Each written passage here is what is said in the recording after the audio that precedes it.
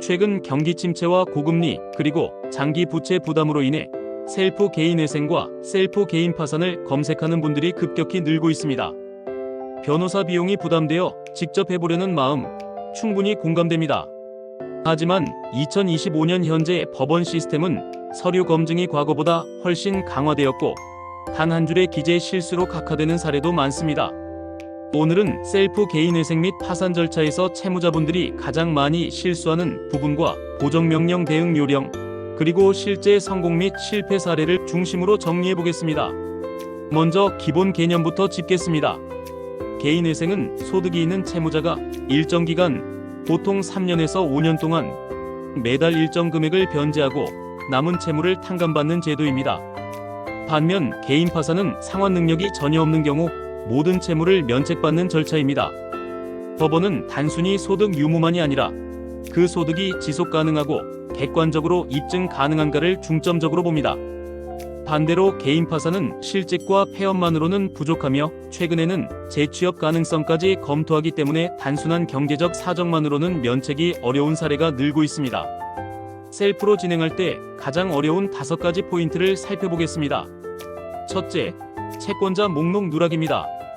은행과 카드사만 적는 경우가 많지만 통신 미납금도 모두 채무에 포함됩니다. 누락 시 보정명령이 내려지거나 기각될 수 있습니다. 둘째, 소득 증빙 불충분입니다. 건강보험공단 소득자료와 통장 입금 내역이 자동 대조되므로 신청서 기재 금액과 실제 입금액이 다르면 허위 기재로 판단될 위험이 있습니다. 셋째, 재산 목록 부정확입니다. 자동차 시가를 임의로 적거나 퇴직금을 누락하는 경우가 많습니다. 법원은 KB 시세 또는 보험개발원 시세표를 기준으로 인정합니다. 넷째, 부양가족 입증 실패입니다. 주민등록만으로는 부족하며 실제 부양관계를 보여주는 공과금 납부 내역이나 송금 내역 등이 필요합니다. 다섯째, 변제계획표 오류입니다. 서울과 지방법원마다 엑셀 서식이 달라 다른 지역 양식을 사용할 경우 자동 계산식이 깨져 보정명령이 내려질 수 있습니다. 다음은 보정명령 단계에서 가장 자주 발생하는 실수 10가지입니다. 첫째, 채무사용처 소명 부족입니다. 생활비 등으로 대충 답변하고 증빙이 불충분한 경우. 둘째, 최근 금융거래 내역 소명 미흡입니다.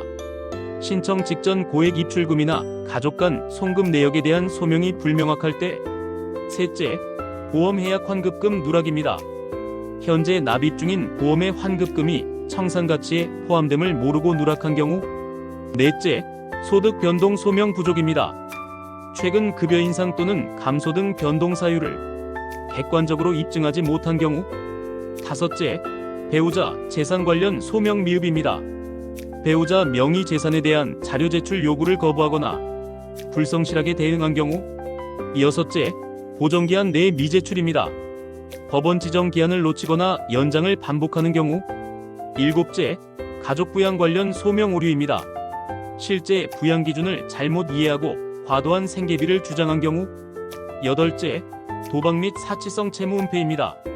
면책 불허가 사유를 축소하거나 숨긴 경우. 아홉째, 청산가치보장 원칙 위배입니다. 변제 총액이 보유 재산 가치보다 적게 산정된 경우. 끝으로 채권자 목록 오류입니다. 이름, 금액, 주소 등 기본정보 오기재나 누락. 이 10가지는 실제 폐지 결정의 80% 이상을 차지합니다. 특히 가장 치명적인 것은 보정기한 내 미제출입니다. 법원이 정한 기한을 어기면 바로 각하될 수 있으므로 일정 관리가 핵심입니다. 실제 사례로 보면 차이가 분명합니다. 서울회생법원에 회생을 신청한 A씨는 월 소득 250만원, 채무 1억 원으로 배우자 차량을 재산 목록에 누락했습니다. 법원은 이를 은닉 가능성으로 보고 보정명령을 내렸지만 A씨는 즉시 차량 시가 확인서와 명의 이전 내역을 제출해 인가를 받았습니다. 반면 B씨는 며칠 뒤 제출하겠다는 이메일만 보내고 기한을 넘겨 각하되었습니다. 법원은 단순히 서류 완성도뿐 아니라 성실한 태도를 매우 중요하게 판단합니다. 자주 묻는 질문. 보정명령이 내려지면 기각된 건가요? 보정명령이 기각은 아닙니다. 보정은 기각 전 마지막 기회로 기한 내 보완 시 인가 가능합니다. 한번 폐지된 적이 있어도 다시 신청 가능한가요?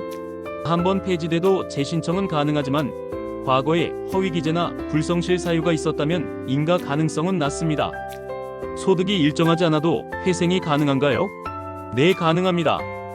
최근 6개월 통장 입금 내역과 세금 신고 자료로 증빙하면 됩니다.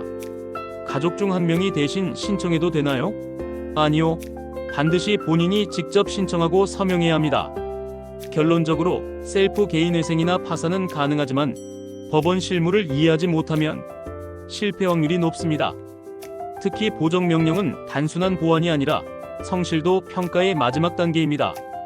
따라서 신청 전에는 반드시 최신 법원 서식과 보정 기준을 확인하고 서류는 제출 전 전문가에게 한 번이라도 검토받으시길 권합니다.